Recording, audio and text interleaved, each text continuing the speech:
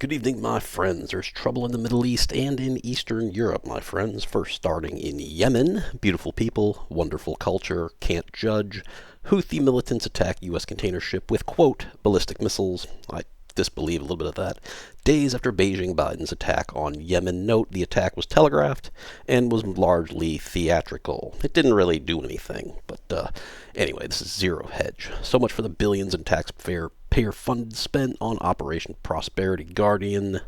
The Beijing-Biden admin's brilliant plan to protect shipping through the Red Sea against Houthi attacks. Please note, these people fuck up everything they fucking touch, so this does not shock me in any way. On Monday, it's today, Houthi militants struck another U.S.-owned container ship with anti-ship ballistic missiles. Very loose interpretation of that word. I believe it didn't really do much damage. So, underscoring how catastrophic Biden's attempt to protect one of the world's busiest shipping lanes has been, and that the world's most important trade artery remains too risky for navigation despite explicit U.S. guarantees for safe passage. Note, this is a Europe problem. This isn't a United States problem for the most part. The Gibraltar Eagle, a Marshall Islands flagged U.S.-owned and operated container ship, was struck about 4 p.m. local time, which is about 12 hours ahead of me in the East Coast. In the Gulf of Aden, the U.S. Central Command said on Twitter nobody was injured and the vessel avoided significant damage and was able to continue its journey. Just FYI. Getting situated on geography here, the Gulf of Aden right here. Again, shippers, I know no shippers watch my channel, but avoid this area. Avoid the Arabian Sea. Pro tip.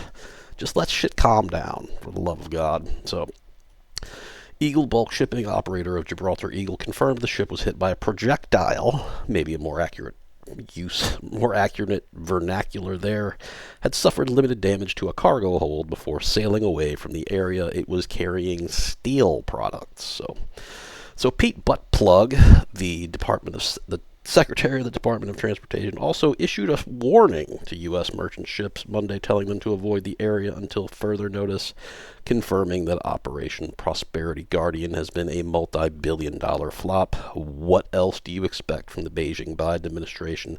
That's what you get with a diversity higher Navy, I guess, my friends. So, anyway, Zero Hedge posits that the White House is terrified to retaliate for real because it would send oil prices higher, because Houthis are kind of inextricably linked to Iran, and Iran could just tell Biden to fuck off, and they're pulling their oil off the free market, which would cause a catastrophic increase in price and devastation for Beijing-Biden in November elections. Hey man, all bets are off the fucking table for November. They're going to do anything they can to cheat their ass off. So we'll see what happens tonight in Iowa. Hey, guess what? Guess what, folks? After tonight, nobody gives a shit about Iowa for 4 more years. I can't wait. So I think Russia will win. Sorry. Freudian. I think Trump will win by probably 40 points, but we'll see. Again, never underestimate the ability of the leftoids to cheat. So, Nate, this is in Eastern Europe now, and this is Pravda, so take it with a grain of salt. They're reporting that Bild here, close. Be on with you, Bild. Don't go here very often. Bundeswehr is preparing for a Putin attack on the Baltic states, most notably Estonia, Lithuania, and Latvia. So, Bild knows the scenario, and tens of thousands of German soldiers would be deployed. First thing I read when I saw this, I thought, bull fucking shit. So we'll see. This is the English translation of Bild itself. We'll go into Pravda's interpretation of this later. The Bundeswehr is preparing for an armed conflict against Russia.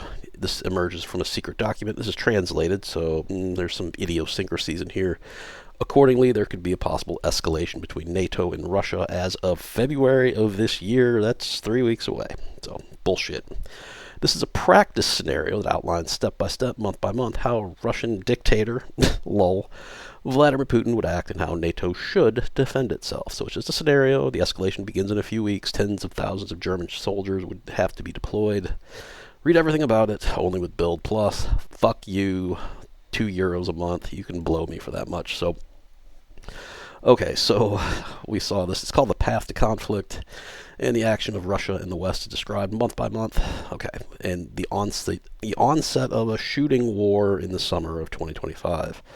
So they outline the scenario from the document, but refrain from disclosing all the information regarding the size and movements of NATO forces due to security considerations. Shit, if they got a hold of this document, yikes.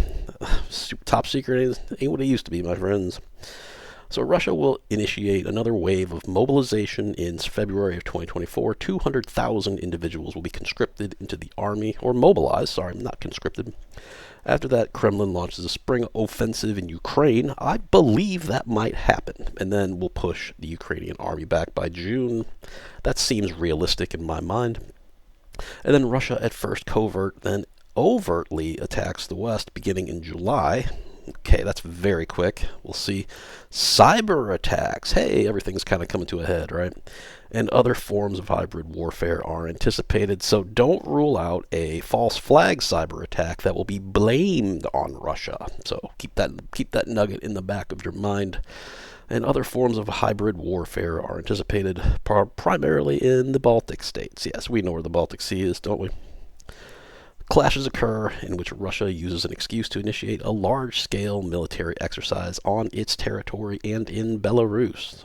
That's not an invasion yet, but according to the scenario, the situation could escalate in October if Russia deploys troops and medium-range missiles to Kaliningrad.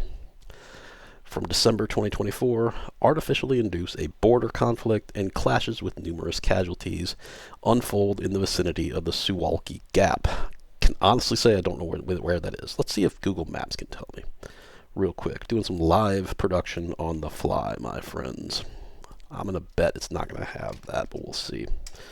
And hey, there it is, Suwalki. There's an H&M there, and that is basically, that's in Poland. So yeah, I don't really know if that's going to happen.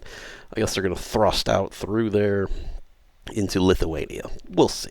Again, at the moment when the United States may be without a leader for several weeks, hey, newsflash, we don't have a fucking leader now. I don't know who the fuck's running this show, the shit show here now. So, and Russia, so they're claiming Trump's going to win with the Beijing Biden being a lame duck. Hey, he might just fucking nuke the world just for the fuck of it. Beijing Biden, that is. Russia, with support of Belarus, repeats the 2014 invasion of Ukraine. What?